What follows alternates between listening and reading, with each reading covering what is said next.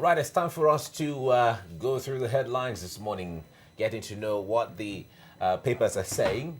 All the story is covering Nigeria. The point there is, these are interesting times. With all of the headlines we're seeing this morning from one paper to the other one, from one paper to the other one. Absolutely, a great mix, Mike, if I could add. However, the biggest story at this time now is the new IGP, of course, talking about Mohammed Adamu. So I begin with Daily Trust here, and Daily Trust is leading like this. Adamu takes over as new police boss. And killings. President Buhari orders IGP. Many DIGs may go. A while ago, Mike, we were speaking about the way things pan out in the police. Of course, AIG Mohammed Adamu assumed duty now as the Inspector General of Police, which as acting IGP, of course, which, of course, now may see the end or the retirement of many DIGs, as Daily Trust says. About 8 DIGs. The point there is, although it hasn't been officially confirmed, but the way it goes is that when an AIG is made an IG, those who were his seniors before, certainly, as far as hierarchy is concerned, have to be sacrificed one way or the other. And knowing that some of the DIGs, about 8 or so DIGs, were promoted just in 2018. Wow. To DIG. So the point there is, these are intellectual, these are very high-ranking police officers who have been trained in all sorts, and to retire now, it goes a long way to say, well, it gives room for fresh ideas to come in, but they still have what it takes to handle things, especially when you look at the peculiar security situation. And talking about highly trained now, IGP or acting IGP Adamu is having many titles here. Many are looking up to him. He's coming at a time when, of course, we are entering into the elections and, of course, many security concerns. Hence, President Buhari's directive to him. So we wait and see how his really brilliant titles now will play out in service. Let's run through other stories. Minimum wage. Federal government awaits NEC for final decision on bill. There are concerns over illegal charter aircraft operations. Up there, CJN Onogan says, my house not under EFCC siege. There were reports that EFCC stormed this house. However, EFCC and Onogan themselves have both refuted those claims. And they've blamed the concept of fake news and spreading rumors and all of that. Certain personalities have also been named, and EFCC is threatening to sue them. Right, Mike, all right, over to you. Vanguard newspaper is our next one now. 2019, Buhari Atiku split Niger Delta militants, and RNDA warns South-South governors, and 21st century youths threaten oil companies. This new, which you call them, militant group called 21st century youths. And the point there is, this concept of threatening oil pipelines, threatening supply of oil every time anything happens in the South-South is one thing that a lot of Nigerians feel we need to go beyond this level of agitation and all of that. Now, but it's political time, so everyone should go into all parts of Nigeria campaign. It's normal. All right, oil price rises to $59.47 on supply cuts. This looks good for the 2019 budget. And if it's sustained this way. To sustain, absolutely. Massive quake in police hierarchy.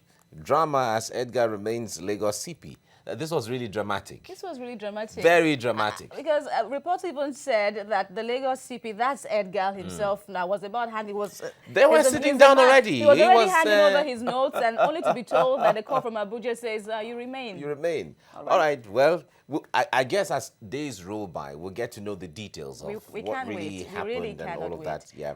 Buhari calls for special Federal Executive Council meeting and federal government to present 30,000 naira new minimum wage to the National Executive Council tomorrow. That's seems we are making progress. Yeah, we're making progress, and you see there's some activity around the minimum wage now, considering the deadline given to the understanding. Labour is saying, okay, we have agreed, since you say you're presenting this to the National Assembly on the 23rd, we're waiting on that. Can you just get on with this? If you don't do that by 23rd, then we're going to see the ancestor of all strikes. The father, the grandfather. Shutdown. It's a shutdown, as far as what they're saying. So let's wait to see how things go. Absolutely. Then Southern and Middle Belt leaders warn against arrest of CJN.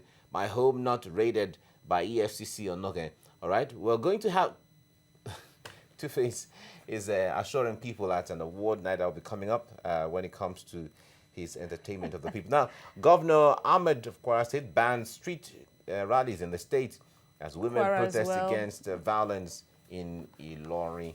Okay, that's the Vanguard. All right, Mike, let's move on to the Punch. Let's talk about this picture story here, showing us gory details of the Al-Shabab attack at a Kenyan hotel yesterday. Really We took the story troubling. just when we thought there had been a Really law. troubling. The government and other assistants now Really seem to be getting ahead on these attacks, and then this really gory one. You know, Al-Shabab, the militant group in Somalia, they are still bent on Kenya withdrawing its troops from Somalia. And they have said, if you don't withdraw your troops, we're going to, make Frustrate. things difficult for Kenya. And they've done this before at the shopping mall. You remember about 3 years ago when they attacked a shopping mall with many people dead. And of course, not surprisingly, President Kenyatta is saying he will not bend to the demands of Al-Shabaab. Well, that's firmness. In fact, the African Union, the EU, the United States have all commended Kenya in the role, leading the role against Al-Shabaab in Somalia. Our hearts are with the families of the victims now. Really troubling times indeed. We hope the government will be able to control this. Up on the front page of the Punch now, APC disciplinary committee summons Okorocha, 6 others in Imo State. We understand now that the governor Okorocha and these other persons now are going to be, being called now for anti-party activities. INEC releasing unclaimed PVCs to APC governors that, according to PDP presidential candidate Atiku, FG borrowed 6.16 trillion naira from 8.499 trillion naira pension fund. INEC is also accusing politicians of making payments to voters. Mike? Vote buying. Absolutely. Vote buying is still on. But on this other story you read earlier, where INEC, where the PDP presidential candidate is... the point there is INEC is firm on this and is saying clearly to everyone, if you come to the polling unit and your face does not tally with the register and does not tally with the PVC and does not tally with your thumbprint, then forget it. So I think whether the PVCs are sold to anyone, and if you get there, if INEC stands by what he's saying and acts by what he's saying, then I think we should have some faith. And at this point, if I may add, I think we should go beyond, accusing. You have to come forward with evidence. We need to see this evidence because this is a really serious allegation now. But we know that sometimes, as a political strategy too, you raise an alarm so that to prevent something from happening. If you have the fears that it could happen, raise the alarm ahead of time and you prevent it from happening. So but we're in the era now of fake news. We see all red alert now for fake news. Say no to fake news. So I guess this might just be one. All right. Let's move on now to the Nation newspaper. CJN on EFCC to go after rumor peddlers. Okay. Fani Kayode accused of spreading fake news, and APC chieftain blasts out South governors. All right, governors stockpiling arms. This alarm is being raised by Dr. Sita Okereke, the Director General of the National Task Force on Prohibition of Illegal Importation of Small Arms and Ammunition and Light Weapons. And this should be taken really seriously. Really seriously. I agree. Because for someone of this kind, if he tells you there's a stockpile of arms by anyone in the country, then it tells you that there's some intelligence report. And it's really troubling. Real big. I had to ponder on that, Mike, because I also have that in my paper here. Governors and others stockpiling arms for elections. Of course, it seems to be a narrative trend, but like you always say, we ought to have moved on from this. Jobless youth now will probably be targeted and all that, while the governors, quote and unquote, now will sit down somewhere. I guess this is where we're going to see the relevance of the Operation Python Dance, where the military is trying to spread its activity across the country to ensure that nothing untoward happens At all. before the election, prior to the election, and during the election, and even post-election. A real food for thought now, or welcome bite now for the new IGP. Let's move on now. Adamu steps in as acting IG. Okay. That is no longer news, and we're watching to see how things play out as well. British Parliament reject May's deal.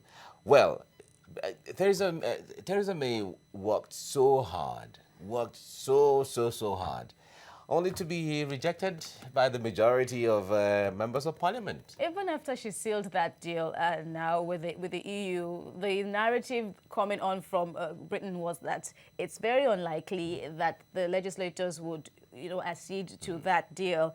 So it's a bit of a shocker for her, but I wouldn't think she was entirely surprised. However, exactly. That margin was really a shocker. It was that a shocker margin, because she wouldn't. In fact, no one expected that margin to be so much. Right. It was a huge one. And then to see the opposition gloated out there, we wait to see how, if indeed there will be another vote. Well, it's just politics, and it's really interesting. Interesting. Buhari governors Tinubu greet Akonde at 80. Wow. Yeah, Papa VC Akonde at Absolutely. 80 and still strong.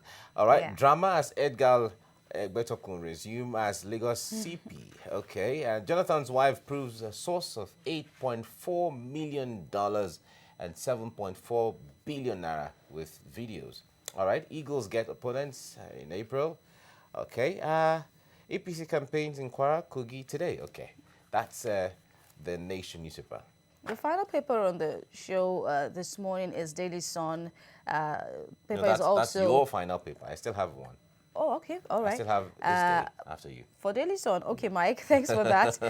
Still with the drama as new IGP restores Lagos CP. Idris bows out of office is, of course, the top one there. 7 DIGs, 10 AIGs to go. Daily Sun seems specific here. IGP Adamu promises fresh strategy on insecurity, level playing field for elections. 2019, we move on. President boycotts debate on corruption fight. This was in Abuja. The Center for Democracy had this debate. APC wasn't present. PDP was there, but not Alhaji Atiku. It was someone else that represented the party and a host of other parties. So PDP is saying now that APC and the president are afraid to meet electorates for renewal of mandate. Well, the point there is when it comes to debates, it seems the way that Nigeria is going about debates, well, these are the preliminary times, and it's really interesting. We'll get it right, actually. But the point there is there are different agencies and all of that coming to organize debates, which is a good thing. Calling those who are candidates to come and answer questions.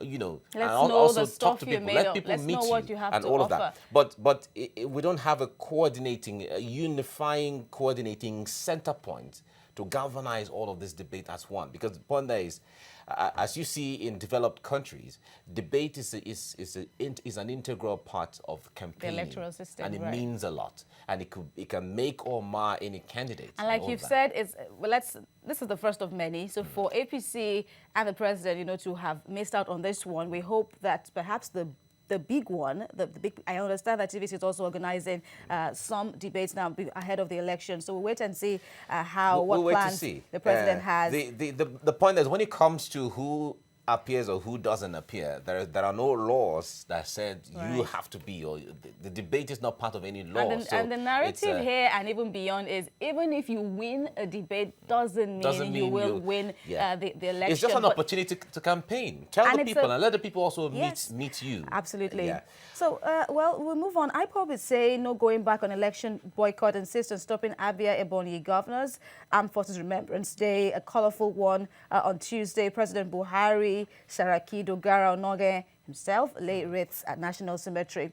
And Atiku, the PDP candidate, is saying Nigerian army deserves better welfare. Mike. Okay, this day is our last paper this morning. Harvest of retirements looms in police as AIG Adamu becomes IG. And 7 DIGs, 3 AIGs to go. Promises to ensure professionalism, credible elections. PDP CUPP tasked him. They say former IG's tenure was a shameful one. All right, comments here and there. And you see the bold picture of the president and former IG of police, Ibrahim Idris, decorating the new acting IG. Buhari can't secure Nigerians, Atiku insists. Secondos vows to retrieve Oshun's stolen mandate. All right, politics and politics and politics. Federal government, Buhari to make decision on after this month, okay? All right. And federal government's planned railway concession delays rail distribution of petrol. We'll be looking forward to that. We had it before where you know, petrol was distributed through the rail. Through the rails. We've had that alongside the pipelines and all of that. So if we go back to the rail, well, it's good. So let's see how things play out. These are the papers this morning, and interesting headlines. A mix of all of politics and economy and development and all of that. All right, let's go on a break, and when we come back, we'll be looking at the aviation sector. What are the challenges generally for the aviation sector in Nigeria? We'll take a look at that with an expert with us at the studio. Stay with us on TVC Breakfast.